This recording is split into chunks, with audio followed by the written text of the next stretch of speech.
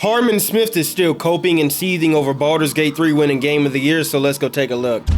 You know, it's incredible. The pervasive narrative when it comes to Baldur's Gate 3 is that, like, oh, it embarrassed the rest of the industry. Oh, it was a complete game. Oh, it has all of this. Oh, it proved how video games should be made. Yeah, that's pretty true. Meanwhile, Nintendo has been doing that all generation and beyond with several different releases. Oh, wait, you serious? Let me laugh even harder. Is it just me, or does Harmon seem to be a little bit salty in his video? The reason I think he's salty is because at the time of this recording, he's made 6 videos on Baldur's Gate 3 this year. Hello, it's Jesus, your Holy Father in heaven, and I have come to ask you a question. Why are you so salty? Also, what's going on with your lighting in this video? Your videos normally look like this, but this video's looking like this. And I understand why you waited so long to make all these videos on Baldur's Gate 3. We all know you were pissed off about it winning Game of the Year, giving your reaction to it. And the Game of the Year is Baldur's Gate 3. Yeah, bullshit. Big Man! Yes, Sven, you loser. Big Man! Yeah, okay, bullshit. Okay, Stay mad! Now, I know some people think Harmon's a troll, but do y'all honestly think a troll would react like this? This Baldur's Gate 3 situation is almost as bad as all these videos you made on Power World. If Harmon is a troll, then he is very committed to the bit. like, Baldur's Gate 3 was not good to begin with. It wasn't based. He is mad. Listen to that again. It wasn't based. It wasn't based. It wasn't based. you mad. Even though people like Razorfist tend to bend over backwards trying to deny that, like, the game is woke. Look at little salty fanboy. Gonna cry?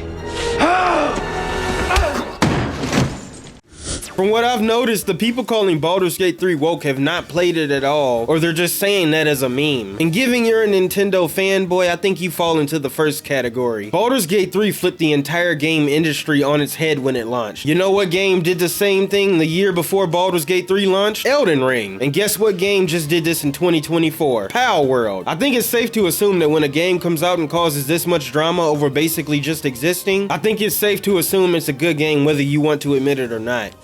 The game has all these problems. It's basically just a mid-strategy RPG, right? Yes! There's no reason to play this game over all of its superior Nintendo alternatives, but because there's really nothing else, the industry just had to prop it up for the year, essentially. Boy, have you lost your mind, because I'll help you find it. To be fair, no game is without issues, and of all the criticisms of Baldur's Gate 3, the people who played it weren't ragging on the writing, they were ragging on the bugs. And most of the bugs are in Act 3. In fact, here's a bug I've experienced in Act 3. Okay, when I go to some NPCs in Act 3, sometimes their face does this.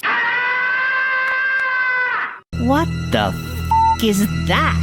But why does every non-Nintendo game have to have superior Nintendo alternatives? Why can't it just be a scenario where you play both Baldur's Gate 3 and whatever Nintendo game you like? Stop fanboying, get out there and go play some great games.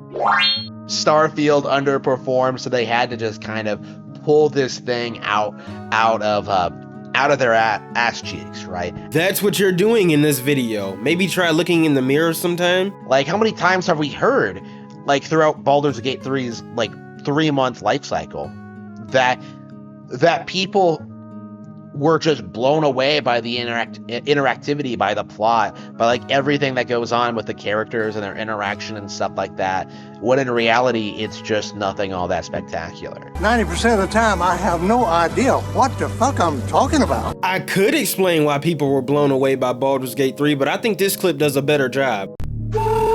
For context, one of the first missions you're given is to go rescue this man Halsin in the middle of a goblin camp. During my all-nighter, I gathered all the goblins by playing a little ditty, and then carefully planned out an ambush so I could attack them all at once. A lot of other people also planned out an ambush by putting grease on the stairs, ice on the bridge, using a spell that locks all the doors. Someone fully sold out the good guy location so they could assassinate the leader once they were left alone. Someone was attempting to ambush everyone, but then got caught freeing a prisoner and had to fight their way out. Someone woke up the drunk goblins and then gave them more booze so they'd pass out again. And this person poisoned the punch bowl at the party. Some people threw their enemies into the spider pit. Other people befriended the spiders and caused a spider uprising, including Luxy Games, who— wait, Luxy Games?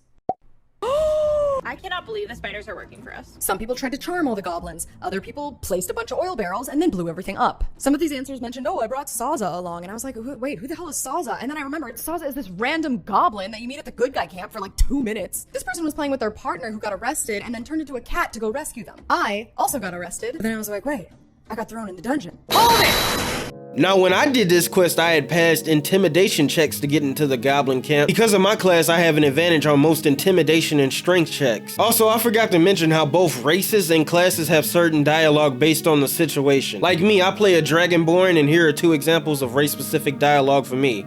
Scale friend, hi. Want a blade, or a bow, or a dagger? See right here, I have 2 options. This one's kind of a rude response, so I won't go with that one, so I'm gonna go with this one instead. There's nothing menial about serving Gildor Angelion. He's a living legend. Do you know he's won Best Smith in Rivington 7 years in a row? And he says that if I move enough stock, I might even get to have a go on the anvil. See, and just like that, I got some extra lore from that dialogue option. But look at this response. If I pick this option, this will probably lead to a fight if I pick it, so I'm gonna go with this race option again. Oh, yay! And that's just one example. Now back to your salt. I'll admit, Dragonborns don't get a lot of comments on their race until Act 3, unfortunately. Sorry for going on a bit of a tangent there. When in reality, it's just nothing all that spectacular, right? That it doesn't carry the entire game, that it doesn't, like, make the game some masterpiece, right? Jesus Christ, the kid's an idiot.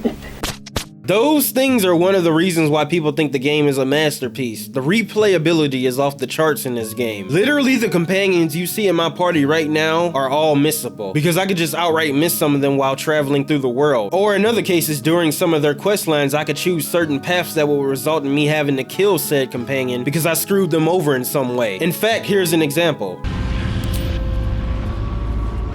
What are you doing? No! Stop!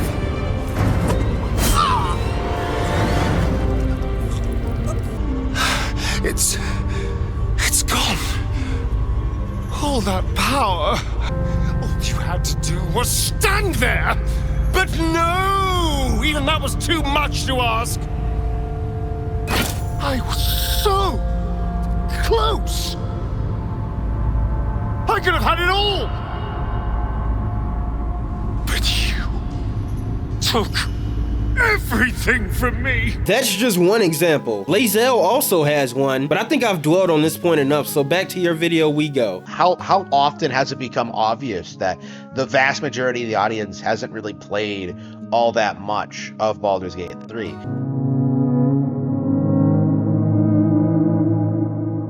Fucking ironic coming from you. It's clear you haven't played it. Oh, the irony! It's too much! It seems like the narrative now is that the industry wants to go back and kind of talk down about every other CRPG in existence. What?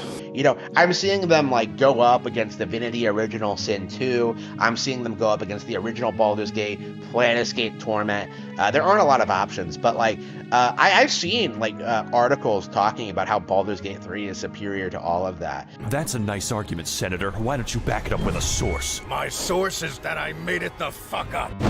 Okay, well, Harmon, I hate to break it to you, but those articles are, guess what? An opinion. Baldur's Gate 3 has broken this man, and you know it's broken him because he tried to use DSP to prove Baldur's Gate 3 is not Game of the Year material. Oh, the camera's on. And look at this one. He made another Baldur's Gate 3 video 2 hours ago at the time of this recording. I used this meme earlier, but I gotta do it again. Hello, it's Jesus, your Holy Father in heaven, and I have come to ask you a question. Why are you so salty? I think this meme also fits here as well. It's only a game. Why you have to be mad? Harmon, it's February. You gotta let this go. No matter how many videos you make hating on this game, it's not going to change the fact that this game was successful. And to think otherwise is just delusion. But from this point forward, I'm gonna keep you from losing further brain cells, so I'm gonna call the video here. I'm gonna link his video in the description so you can finish it on your own. But yeah, I'm tapping out right here. But either way, if you enjoyed the video and you want more Fanboy Salt, make sure to sub. I would appreciate it so much. If you made it this far in the video, you are the best. I appreciate you so much, and I'll catch you next time.